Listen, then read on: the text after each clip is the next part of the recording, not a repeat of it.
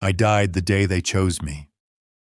The Emperor's angels descended upon our hive like a storm of gold and ceramite, armor glinting beneath the harsh industrial lights. They did not speak of glory. They did not promise honor. They spoke only of duty. We were not asked if we wished to serve. In the Imperium, service is never a choice. It is the only purpose worth living for. And so, I was taken, along with 30 other boys, torn from the brutal gang wars of Hive Secundus. I remember my last glimpse of the only home I had ever known, the rust-stained spires stretching desperately toward a sky none of us had ever seen, the acrid smoke that filled our lungs from birth, the endless drone of machinery that lulled us to sleep each night. These were not things of beauty, but they were mine. All that I had known, all that I would never see again. The transport ship hummed around us as we sat in silence. No one dared to speak. The presence of the Space Marine standing guard was enough to silence even the most hardened hive-ganger. His armor gleamed a deep crimson, the color of spilled blood, adorned with sacred symbols of war and devotion. His helmet was a skull-faced visage, betraying no emotion, no mercy. We had heard of the angels of death only through whispered stories and flickering propaganda pics, but nothing could prepare us for the sheer power they radiated. Every motion was deliberate, controlled, as if the universe itself bent to their will. "You are not chosen for greatness," the Space Marine finally said, his voice amplified and distorted through his helm's Vox grill. "You are raw material, nothing more. Many of you will die. Most of you will fail. This is not a path to glory. It is a sentence of servitude until death claims you." These were not the words of recruitment I had expected. There was no promise of power, no talk of honor, only duty and the certainty of death. I looked around at the others. Some were barely into adolescence, thin, hollow-cheeked, eyes already aged beyond their years. Others were like me, hardened by violence, scarred in body and mind. We were united only by fear, though none would dare admit it. The journey lasted 7 days, though time meant little in the cold metal belly of the transport. We were fed once per day, a tasteless nutrient gruel that filled the stomach but left the soul empty. Servitors watched us even as we relieved ourselves. We slept on bare steel, huddled together against the ship's chill. The Space Marine never rested, never ate, never even moved unnecessarily. He stood vigil, a living statue of war. On the 7th day, the ship shuddered. We had arrived. The loading ramp descended, flooding our eyes with blinding light. After days of darkness, it was agony. We stumbled forward, disoriented, herded like livestock. The world that greeted us was unlike anything we had imagined. Mountains towered into the heavens, their peaks swallowed by clouds. Vast forests stretched across the valleys. Real trees, things we had only seen in faded pict captures. The air was clean and sharp, burning our lungs accustomed to the poison haze of the hive. And dominating it all, a fortress monastery carved into the face of the mountain itself. A monument to humanity's defiance of nature. "Welcome to your grave," the Space Marine said, removing his helmet at last. The face beneath was pale as a corpse, carved with scars, eyes like augers piercing through flesh and bone. His mouth was fixed in a permanent scowl, yet in those eyes, I thought I saw a flicker of something. Perhaps remembrance. Perhaps he too had once been a frightened boy, standing where I stood now, wondering if he would ever see home again. "I am Brother Sergeant Kraus," he continued. From this moment forward, your past lives are erased. Your names are forfeit. Your families forgotten. You exist only to serve the chapter, and through it, the God Emperor of mankind. Another space marine emerged from the fortress, this one clad in white robes rather than armor. His head was bald, his face a latticework of surgical scars and augmetic implants. One eye glowed red, its lens whirring softly as it focused on us. "I am Apothecary Vaughn," he declared. "You will now undergo preliminary examination. Those who pass will begin the process of transformation. Those who fail will serve the Emperor in other ways." The meaning was clear: pass or die. The Imperium wastes nothing, not even human life. Those unfit for transformation would be made into servitors, minds erased, bodies repurposed as living tools. We were led through massive adamantium gates into the fortress. The halls were vast, built for giants in ceramite. Every surface was adorned with icons of devotion, skulls, and the sigils of the chapter.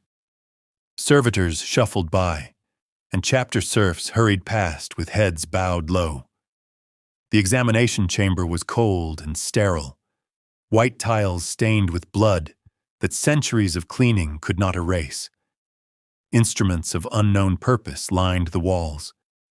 Restraint tables stood ready. "Strip," Apothecary Vaughn commanded. For a heartbeat, none moved. In the underhive, nakedness meant weakness, but disobedience meant death. We stripped, shedding the last remnants of who we had been.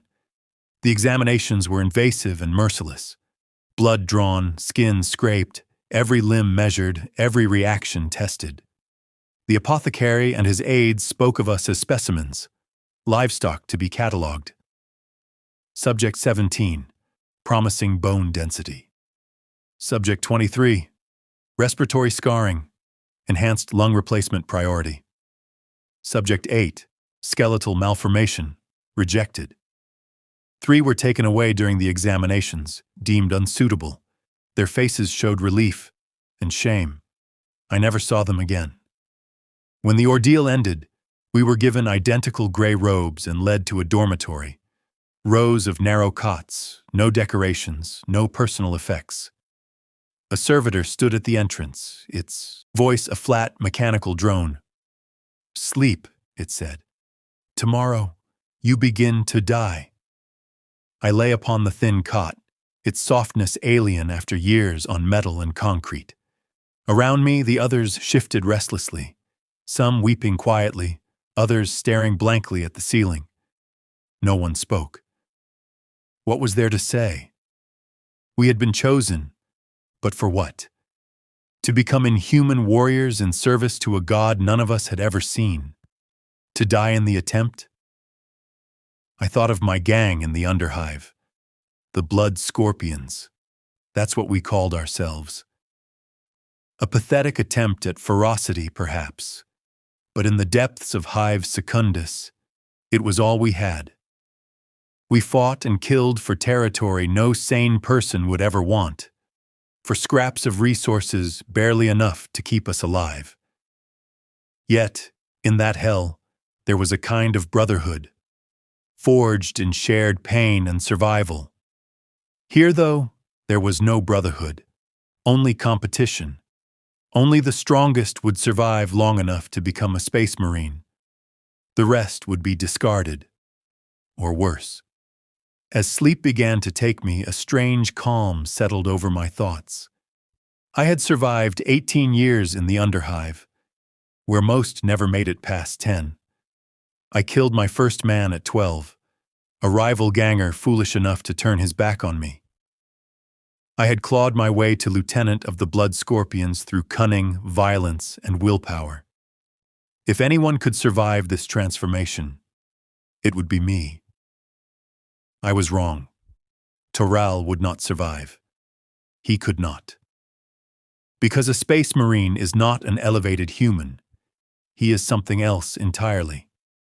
Something beyond humanity's limits.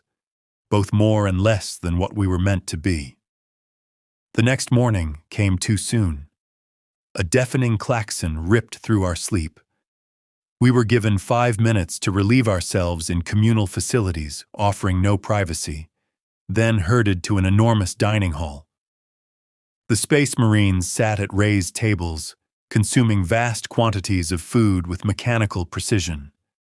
We aspirants were sent to the lower tables, where bowls of nutrient porridge awaited us. "Eat quickly," a chapter serf commanded. "You have 10 minutes." The porridge was bland, but filling, designed for survival, not taste.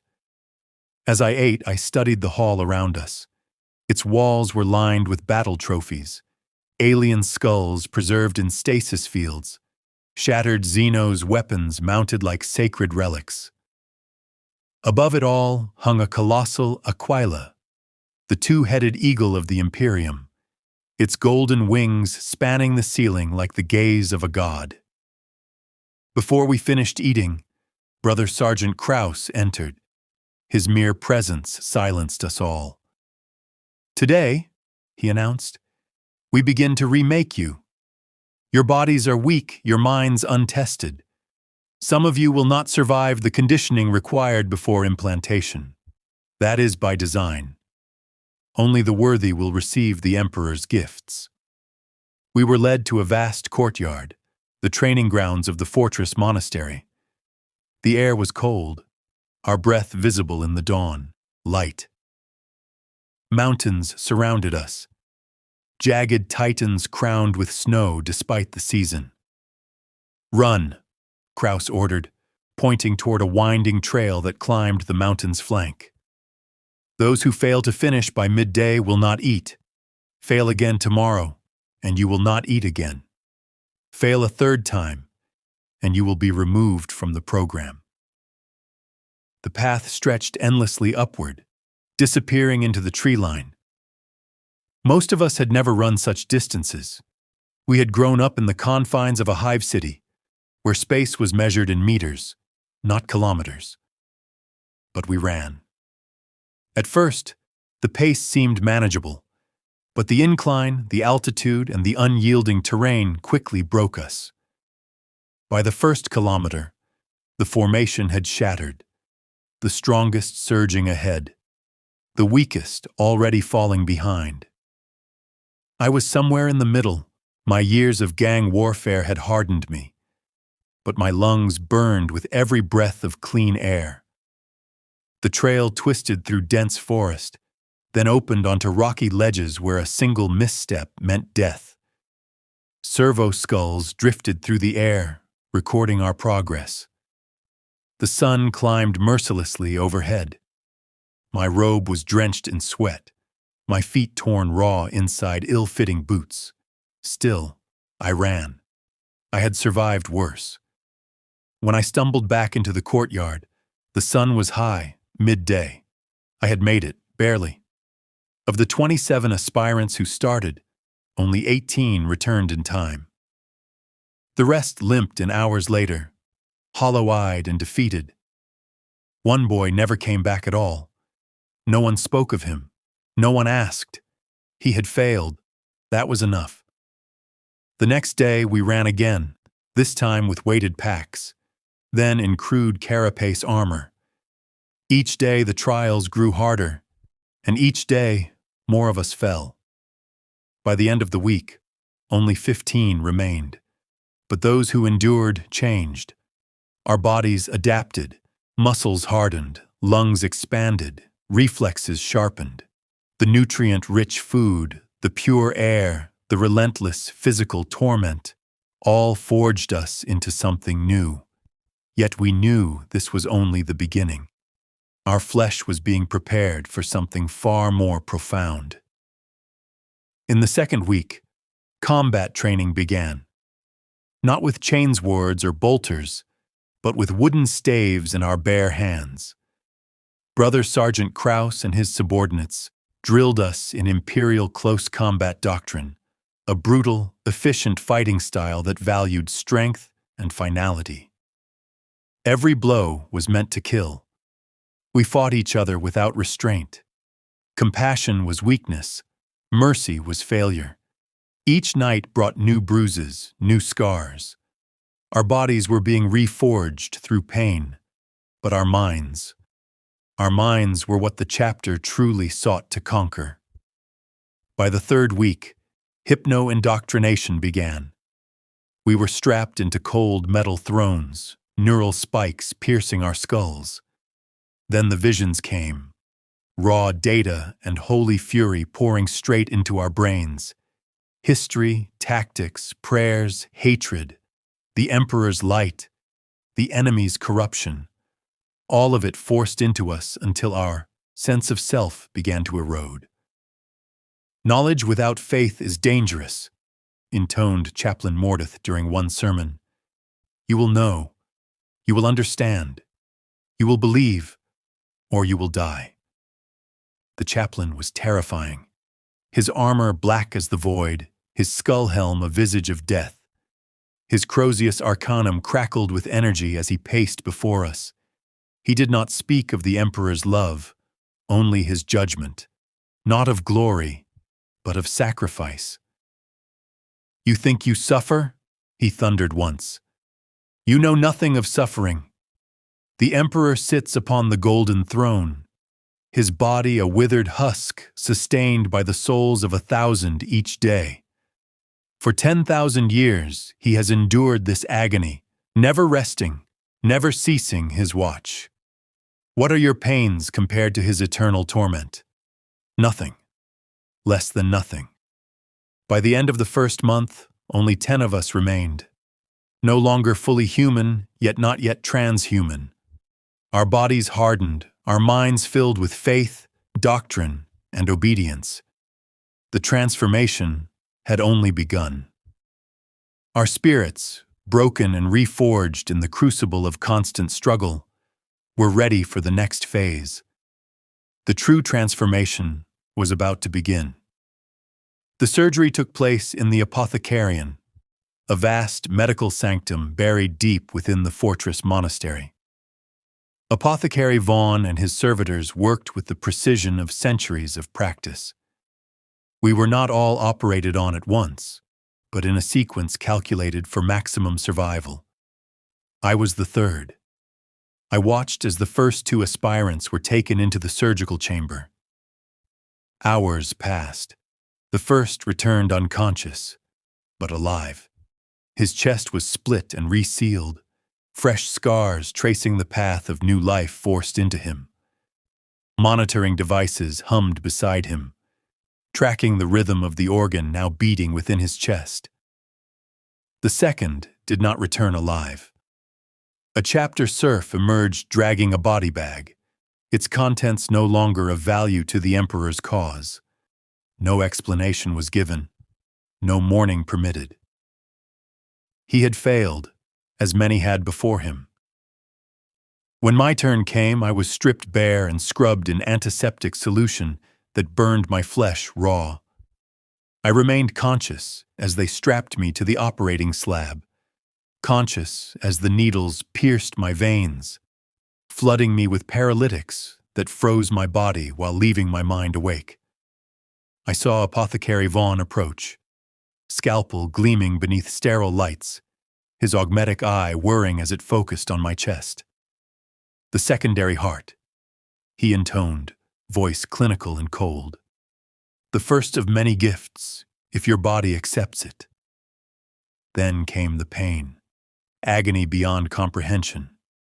Despite the drugs, I felt every incision, every tug, every violation as my chest was opened and remade to house something that did not belong.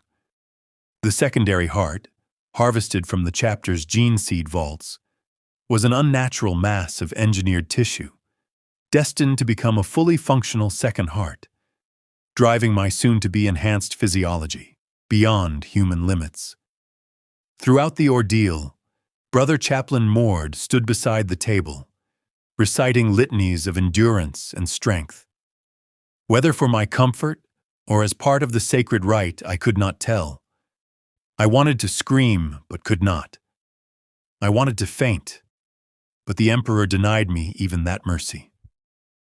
When it was over, I was wheeled into recovery, beside another survivor.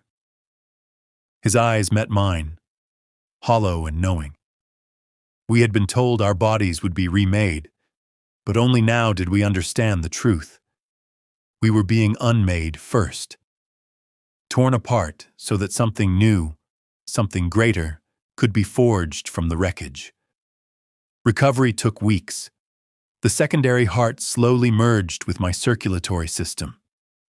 The pain never truly faded. It only changed form as my body learned to accept the alien flesh within it. Blood was drawn daily, analyzed, adjusted. I existed in a blur of agony, fever, and half-consciousness.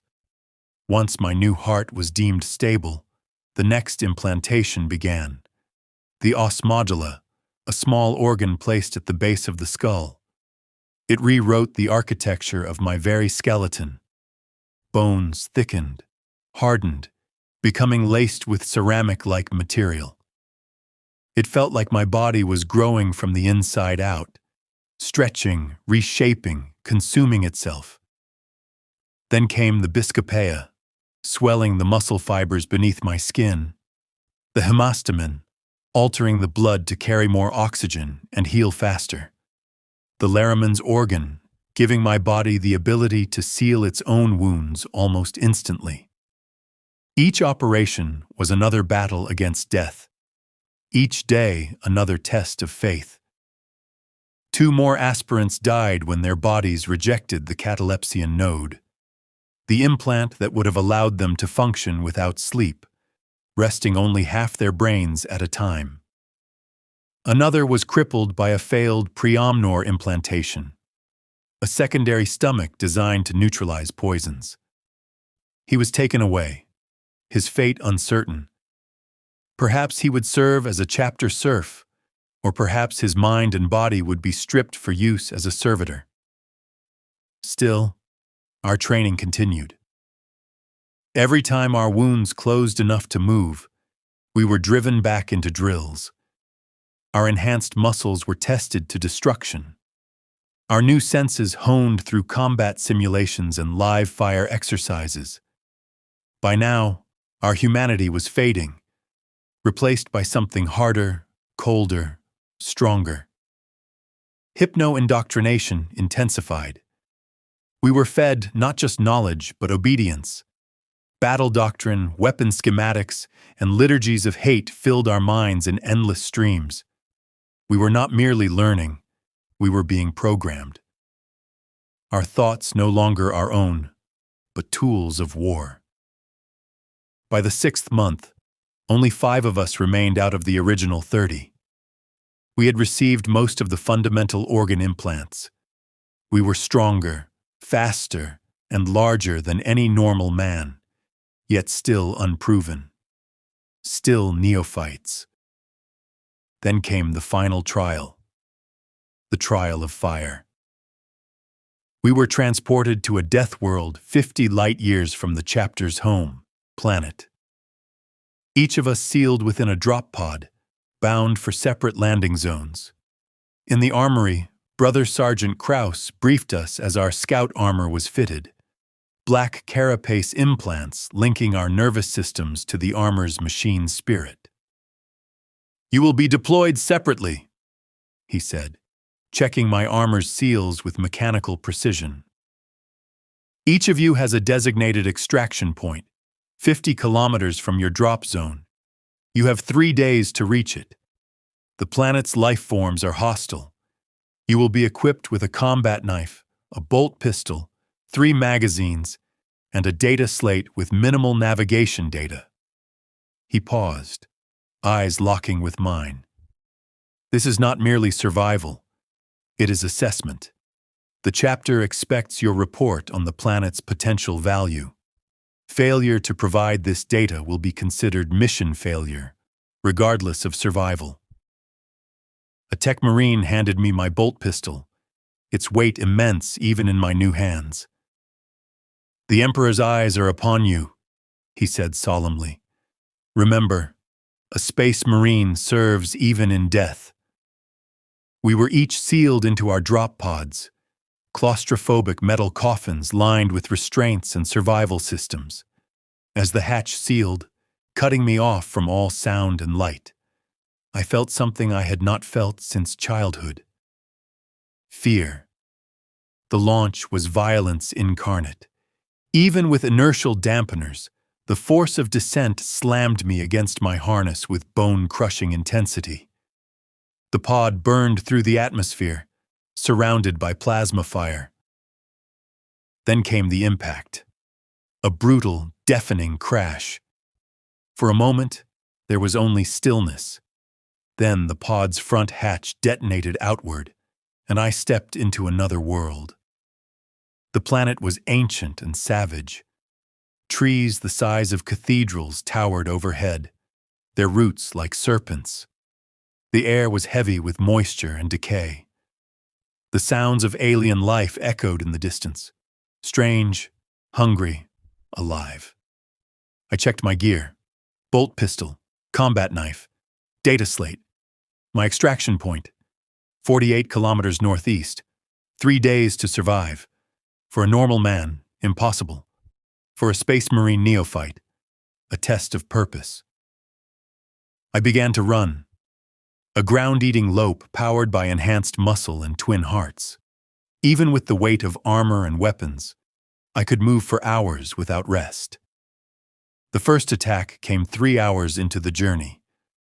A predator burst from the underbrush, reptilian, wolf-like, its body rippling with muscle and too many eyes. It was fast, but I was faster. My combat knife found its throat before its jaws could close around my leg. Black ichor sprayed from the wound, sizzling where it touched my armor's ceramite plates. I collected samples of its blood and tissue as required by mission parameters. The data slate's rudimentary cogitator analyzed the specimens, identifying several potentially valuable biochemical compounds. This information would be relayed to the chapter upon extraction, contributing to their growing archive of this world's resources. The day unfolded in a relentless rhythm of movement, observation, and occasional combat against the planet's hostile fauna. By nightfall, I had covered nearly 20 kilometers and filled the data slate's memory with both biological and geological findings. I found a defensible position among the gnarled roots of a colossal tree and settled in for brief rest, allowing half my brain to sleep while the other half remained alert, courtesy of the catalepsian node. Dawn brought new challenges. The dense forest gave way to a vast, reeking swamp, fetid and bubbling with noxious gases. My armor's autosenses detected toxins in the air, but my enhanced physiology and multi-lung implant filtered them effortlessly. The terrain slowed my progress, the sucking mud grasping at my boots with every step. It was within this swamp that I faced the first true test of my transformation. From the murky depths rose a vast, amorphous creature, a gelatinous mass of tentacles and caustic secretions. My bolt pistol roared, mass reactive shells detonating inside the thing's translucent flesh, yet it absorbed the punishment, sealing its wounds almost as quickly as they were inflicted. For the first time since my transformation began, I felt fear. Not the dull, background anxiety of failure that had haunted my training, but true primal fear. This was a foe beyond my capacity, a threat I was ill-equipped to overcome. In my past life, fear would have triggered flight, the instinct for survival overwhelming all else. But my hypno-indoctrination had reshaped such responses. Now fear became focus, channeled into heightened awareness and tactical calculation. Direct combat was futile, my ammunition was limited, and the creature's regeneration made victory impossible. Retreat would waste precious time and risk mission failure. Observation suggested the creature was territorial, but sluggish outside its aquatic domain. The solution presented itself with cold precision. I skirted its territory, using my bolt pistol not to harm but to distract, firing to lure its attention while I maneuvered around. The tactic cost me an hour but preserved my ammunition and ensured my survival. By the second night, I had covered another 18 kilometers despite the grueling terrain. The swamps gave way to jagged highlands, the air thinner yet clean. My enhanced night vision guided me across treacherous scree slopes and narrow ravines even after sunset. I encountered 3 other aspirants along the way. We exchanged no words, only silent nods. Each man followed his own path, bound by shared transformation but tested alone. The third day brought me within sight of the extraction point. A barren plateau marked by a signal beacon, its light visible only through the augmented optics of Astartes' armor. I had completed the required distance ahead of schedule and gathered extensive planetary data. By every measurable standard, the mission was a success. Yet, the final trial still awaited me. The area surrounding the extraction beacon teemed with life, predators drawn by its subtle electromagnetic emissions. To reach the extraction zone, I would have to carve through the planet's most dangerous fauna, a gauntlet of fangs and claws. I checked my remaining ammunition. 2 clips for the bolt pistol, 12 rounds total. My combat knife was nicked but functional. My armor had suffered minor damage yet remained serviceable. I was exhausted, sustained only by sheer conditioning and willpower. The battle lasted 27 minutes by my armor's chronometer. I expended every round and was forced to finish the last 3 creatures with my combat blade.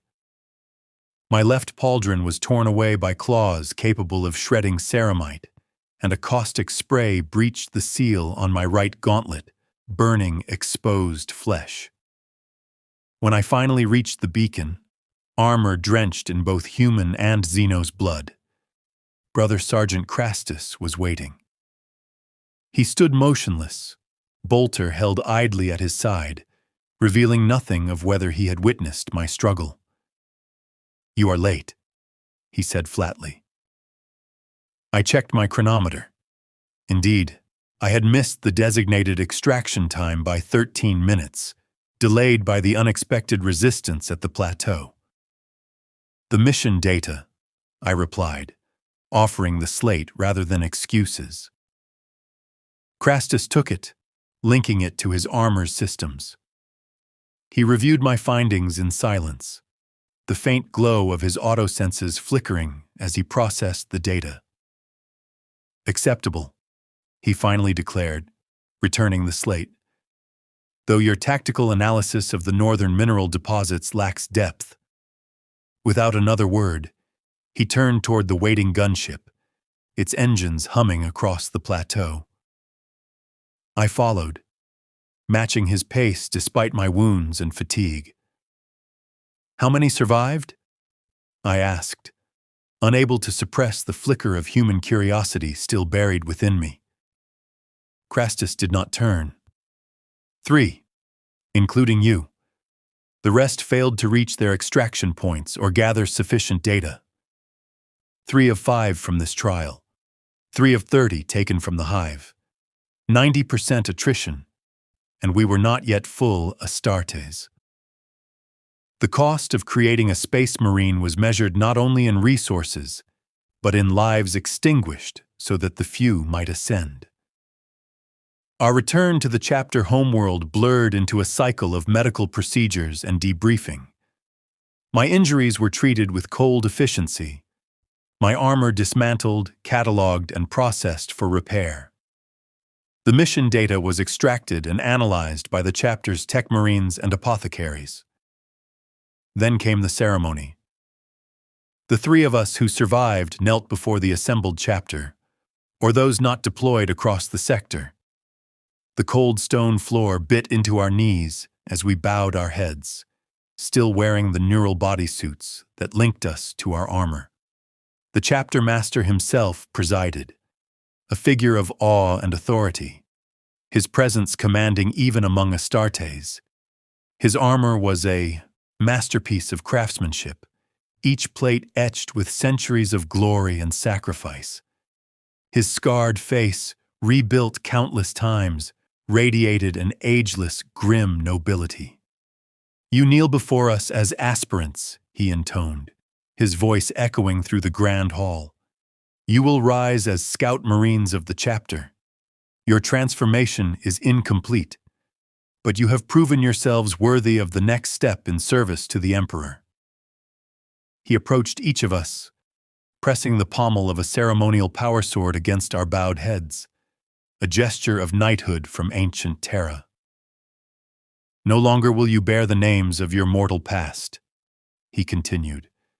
"You are reborn in service to the chapter and the Imperium. You shall be known by your designation and the honor you bring to it." When he reached me, the sword's cold weight rested against my scalp. His next words completed my transformation from hive-born gang lieutenant to transhuman warrior. "Rise, Brother Jorel." Not Tiber Jorel of Hive Secundus. Not the lieutenant of the Blood Scorpions gang. Just Jorel now, a designation, not a name. A part of the chapter's war engine, stripped of individuality and reborn in purpose. We were assigned to the 10th Company, the Scout Company, where neophytes were forged into full battle brothers. Our new taskmaster was Scout Sergeant Tauron, a veteran of 3 centuries who had chosen to train the next generation, rather than ascend further in rank. His face was a roadmap of scars, his left eye replaced with a dull red augmetic. "Forget everything you think you know about combat," Tauron said on our first day. "You are no longer gangers, militia, or whatever you were before. You are weapons of the Imperium, and you will learn to kill with precision, purpose, and honor." Scout training differed from our previous ordeal. Where before we had been broken, now we were being reforged. We mastered stealth and reconnaissance, moving unseen even in our enhanced bodies. We trained with the Scout Pattern Bolter, a lighter version of the sacred Astartes weapon, and studied the doctrines of warfare refined over 10 millennia of endless conflict. Most importantly, we learned unity. Individual thought remained for tactical adaptability, but the will of the chapter came first. The 3 of us who survived were joined by 4 others from earlier recruitment cycles, forming a complete squad under Tauron's command. We fought, trained, and learned as one. My first real combat deployment came 3 months into scout training. Reports of Xenos activity, orc raiders, had reached a frontier mining system. Our squad was attached to a strike force led by Brother Captain Veros, deployed by Drop Pod to retake a promethium refinery seized by the orcs. Nothing in my life, neither the Underhive nor my trials, had prepared me for what came next. Orcs were monsters of nightmare, green-skinned giants as tall as an Astartes but broader, radiating raw brutality. Their crude weapons were powered by some incomprehensible fusion of primitive technology and raw psychic energy. They knew no fear, no caution, only the savage joy of bloodshed and destruction. Our drop pod slammed into the refinery's main courtyard, its doors blasting outward in a storm of smoke and flame. The full battle brothers were the first to emerge. Tactical marines in their cobalt blue armor, advancing with unwavering discipline. Bolter fire erupted in precise rhythmic bursts, cutting down the first wave of orcs with mechanical efficiency.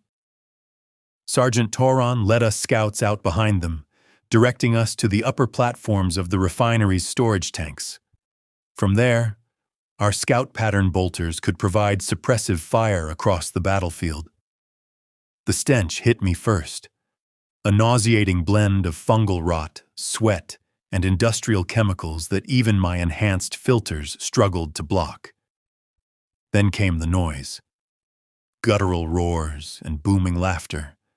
The sound of orcs charging into the fray, their crude firearms belching death with chaotic power. I followed protocol, taking a prone position and switching to enhanced vision. Through my scope, I could see them in terrible clarity, their brutish faces twisted in glee as they charged. I selected targets according to doctrine, prioritize heavy weapons, eliminate leaders, maintain fire discipline. My first kill as a true warrior of the Adeptus Astartes was an orc knob, twice the size of its kin, clad in scavenged armor, wielding a cleaver that could shear ceramite. I tracked its charge toward our flank, adjusted for movement, and fired 3 rounds. The first 2 detonated within its skull. The third was unnecessary, but Sergeant Tauron had drilled into us. Ensure the kill. Waste ammunition if you must. Leave nothing standing. The battle raged for 3 hours and 27 minutes. The orcs fought to the last, retreat unknown to their kind. We cleared the refinery chamber by chamber, bolters roaring, blades flashing. When silence finally fell, 347 orc corpses lay among the wreckage. 2 full battle brothers had fallen. Their gene seed was harvested by the apothecary for the chapter's preservation. One of our own, Brother Kraus, lost an arm to an orc cleaver. He would bear an augmetic replacement as a mark of survival.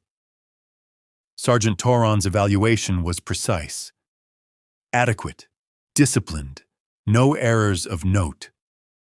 Not exceptional, but acceptable, a foundation on which the chapter could build.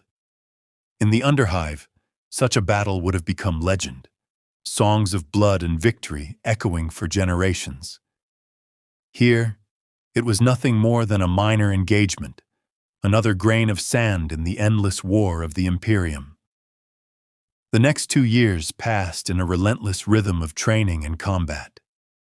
We were deployed across the sector, observation missions, small skirmishes, reconnaissance under fire. Each conflict stripped away remnants of humanity, reforging us in the chapter's image.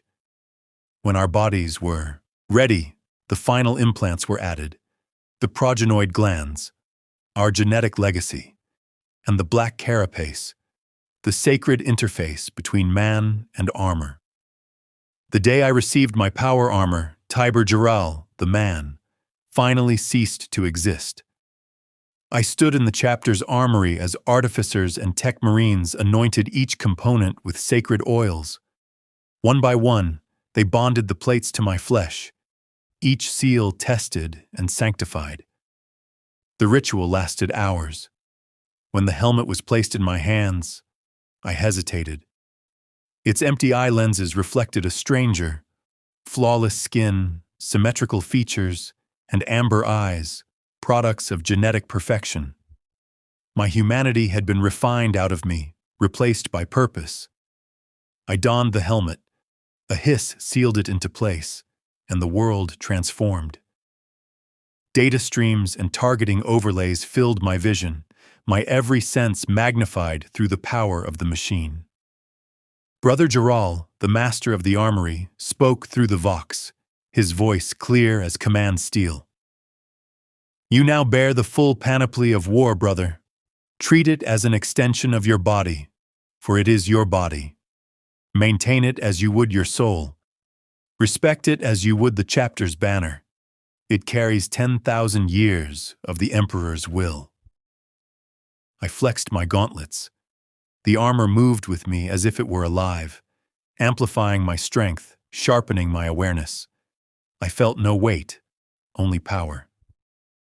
Your final trial awaits, said the master. May the Emperor guide your bolter. We were taken deep into the fortress monastery, to the Hall of Truth. There, in the presence of the chapter's highest officers, we would face the final test. The hall was circular, lined with statues of ancient heroes.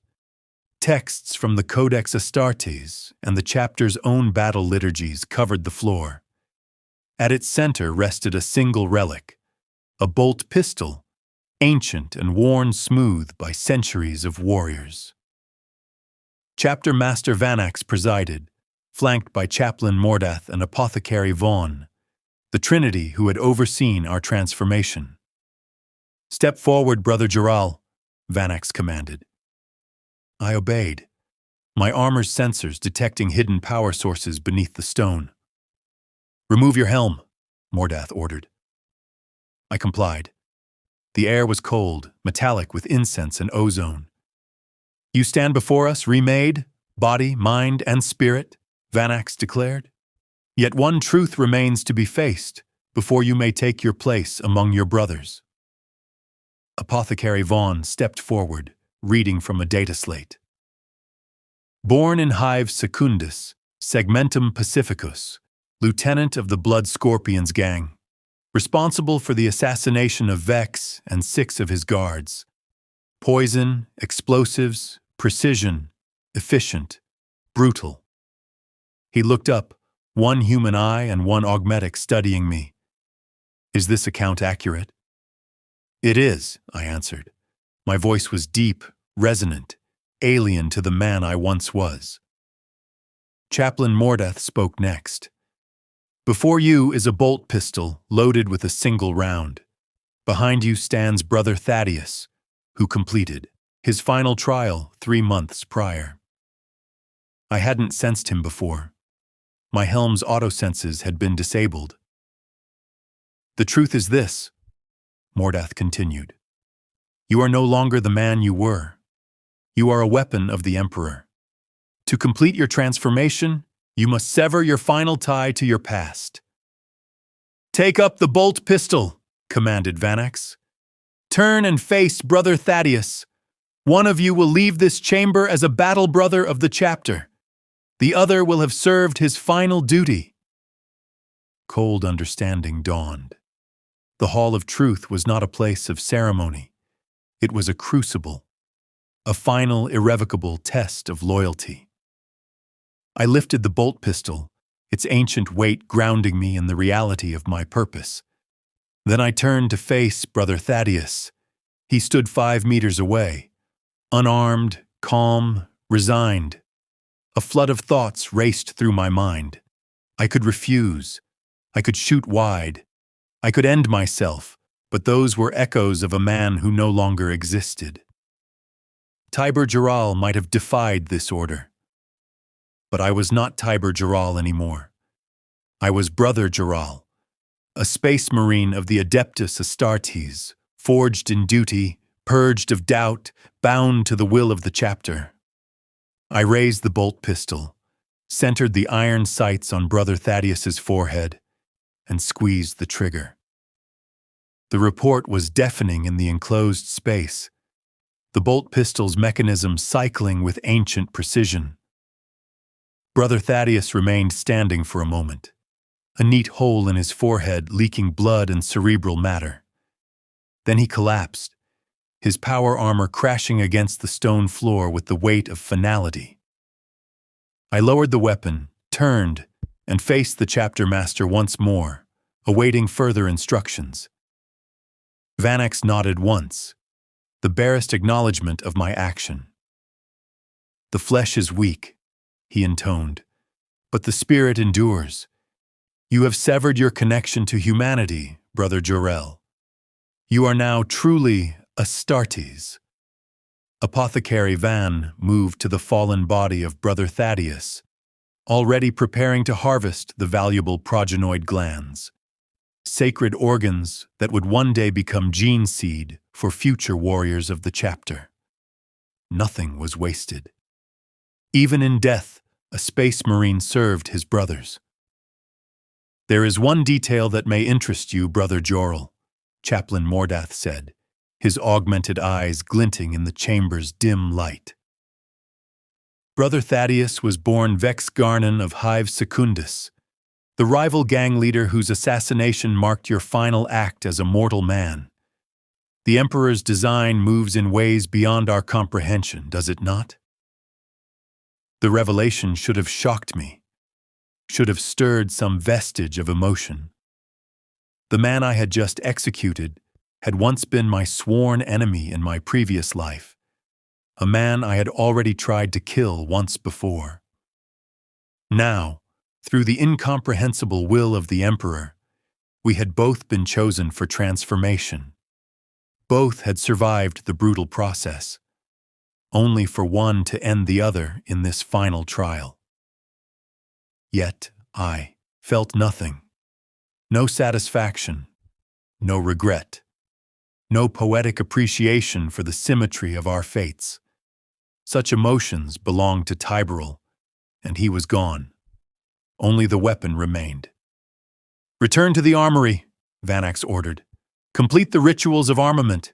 You will be assigned to the 5th Company under Captain Helios. The orcs of Grimdark have invaded the Thaxos system. We deploy at dawn." And so I did. I returned to the armory, where my armor was blessed and consecrated, now that I had proven myself worthy to wear it. I was issued a bolter, a combat knife, and the other accoutrements of a tactical marine. I took my place in Squad Torrentus of the 5th Company, one component among many within the chapter's war order. That evening, as I performed the sacred rites of maintenance on my weapon and armor, Brother Sergeant Torrentus approached me in the barracks. "The first deployment is the hardest," he said without preamble. "Not because of the combat, but because it's the first time you truly understand what you have become." I looked up from my work, my hands never ceasing their methodical cleaning of the bolter's firing mechanism. "I understand my purpose, Brother Sergeant." "No," he replied, his voice heavy with centuries of service. "You understand your function. Purpose comes later, if it ever comes at all. Function is what you do.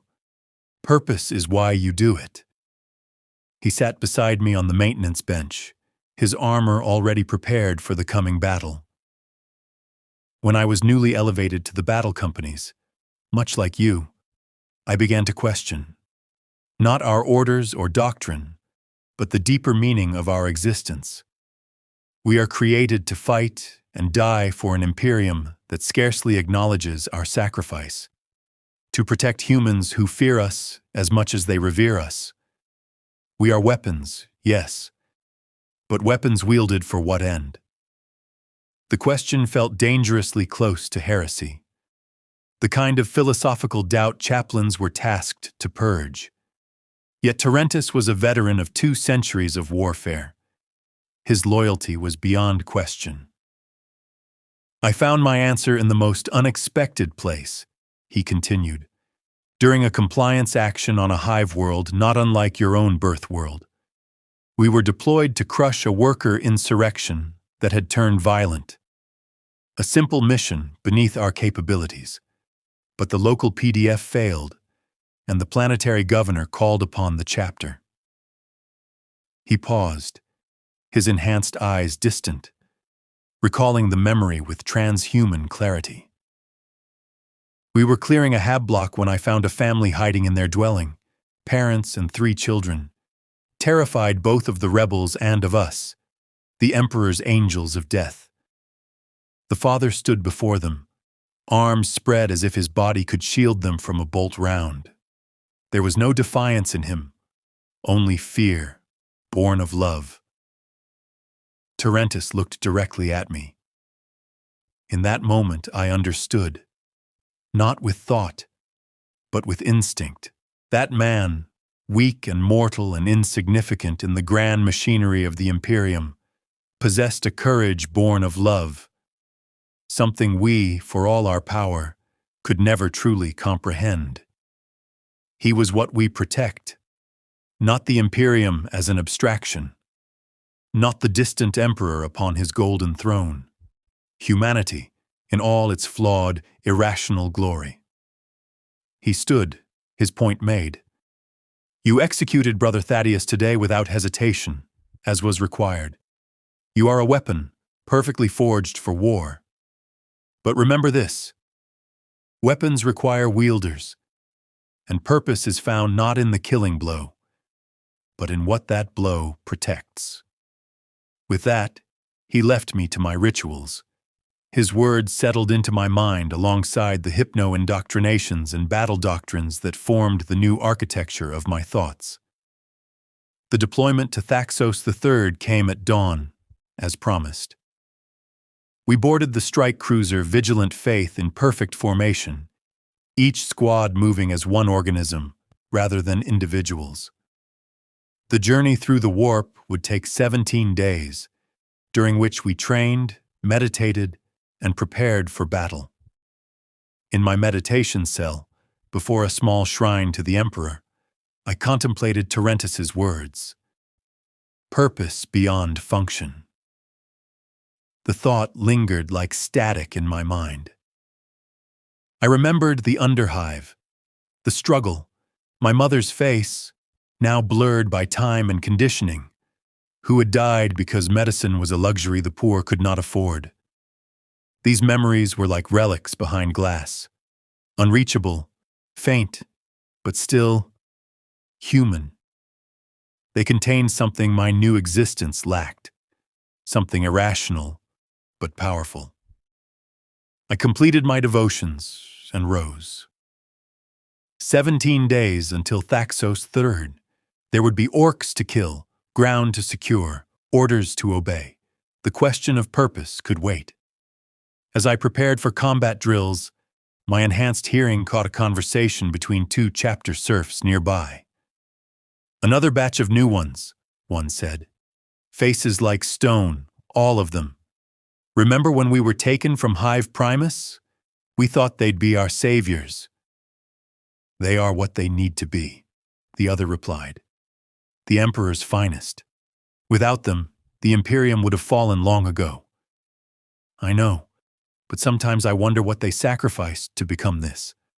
Not just their bodies, but what's inside. The human part. Careful, the first whispered, making the sign of the Aquila. Dangerous thoughts. The angels hear more than you think. They moved away, unaware that I had heard every word, but their conversation lingered. What had I sacrificed? Everything that made Brother Jorel human. My past, my connections, my capacity for emotion. Yet was that truly a sacrifice? Or simply transformation? Was it not better to serve as a weapon in the Emperor's arsenal? To die with function, if not with understanding? The word echoed again. Purpose. It circled my thoughts like a predator, clawing at the edges of my programming. I forced it aside and focused on the coming war. There would be centuries to ponder such things, if I survived. For now, there were orcs to kill and a system to secure. As the Vigilant Faith entered the warp, its Geller field holding back the horrors of the Imperium, I joined my squad for tactical briefings. The purity of combat would cleanse my thoughts of unnecessary questions. I was Brother Jorel, tactical marine of the 5th Company, a weapon of the Imperium, forged from mortal flesh, purified by purpose. And if some ghost of Tyberal still lingered within the transhuman shell I had become, it would fade in time, buried beneath centuries of war and service. This was not a tragedy to mourn. It was simply the reality of what it means to be one of the Emperor's angels of death. The boy had died, so the weapon might live. And in the grim darkness of the far future, where there is only war, weapons are the only currency of consequence.